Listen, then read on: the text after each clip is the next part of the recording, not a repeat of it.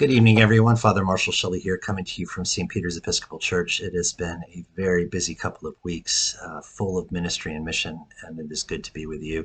Just to give you a quick update of what's going on. But first, the word for the week. And the word is not an ecclesiological word, but it is an important word right now in the life of the diocesan of St. Peter's. The word is survey. We just released, as a diocese, our survey that will take the temperature of the diocese and ask folks what they are hearing from the Spirit and what is moving them to seek in their next bishop. That data will be compiled and used by our transition and search committee in order to create the profile for the diocese, but also create that expectation list for the next bishop of New Jersey, whoever God is calling to that office. So a survey is important. We get those all the time. If you're calling a service company, oftentimes you'll be invited to participate in a customer satisfaction survey. You'll get a survey when a search process is going on, as it does for churches and for dioceses. You'll get surveys just to see how things are going for you in any political process. Phone rings quite often when it comes time for elections to ask you questions and also to ask for money. But you're always being asked what you think about X, Y, or Z.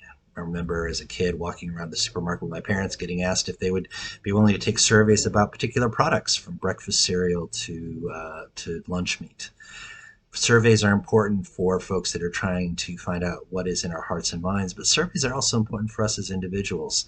I grew up in a community where we actually existed because of a survey, because that's the other side in the word use of the word, is that a survey is when someone goes out and they measure distances and create topography, a map that shows the representations of where things sit in relationship to each other. They also give a sense of perspective. How far is something from another thing, so that we can measure those distances and make good plans. Surveying is important for us in our spiritual walk. Just today, we had a gathering of the clergy of the diocese for a wellness day, and we did an Ignatian retreat, mini snippet of that. And part of that Ignatian process is what's called the examen, where at the end of a day, you pause, you take an internal survey, moral, spiritual, emotional, physical, of how you are in that moment of life and in your walk with Christ. You know, what is going on for you and what is going on around you and what is going on in your relationships with people.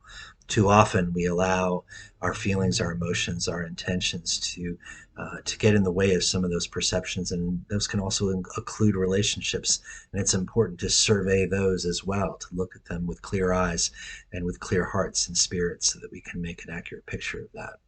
So if you have received that survey in your electronic mail, please do fill it out and send it back to the diocese and the bodies that are going to be evaluating that and creating the data pools that they're going to need to be able to form that profile. It's important. But also in your own life, to take some time to really reflect on how you need to survey things. Survey relationships, survey your own walk with God in Christ, survey your body. What is going on with you? Maybe you need to spend a little more time getting some exercise or improving diet. I know I need to improve my diet. A little too much sugar lately. So all of those bits and pieces need to align. As we move into this coming week, we're heading into the end of Epiphany Tide. You're going to hear about Ashes to Go at St. Peter's on Ash Wednesday. We look forward to restoring that. But before we get there, we're also going to be closing out Epiphany with this coming Sunday, which is the 7th Sunday after Epiphany, and then the last Sunday after the Epiphany, which is also when we hear the story of the Transfiguration. As we move through that time, also the days are lengthening. Our shop at St. Peter's is open for business. We're enjoying more light and more life around the campus of St. Peter's, and you're more than welcome to participate in that. Join us online for morning and evening prayer, Monday through Thursday. As well, join us in worship in person or online at 8 o'clock on Sundays, and then in person at 10 a.m. And of course, we're looking forward to all of the things that Lent is going to offer, but you'll hear more about that in another video. For now, please, if you're watching on YouTube, like and subscribe, hit the bell for notifications, and join us in fellowship in Christ. If you're able to join us on Facebook Live when we do our broadcasts, please do that as well. And follow our pages. You'll get updates of when content is posting. But in all things, thank you for taking some time today and joining me as we start that little mini survey of the end of the week, the end of the day, and move on into our Sabbath rest with the life of Christ. Take care and God bless. Bye now.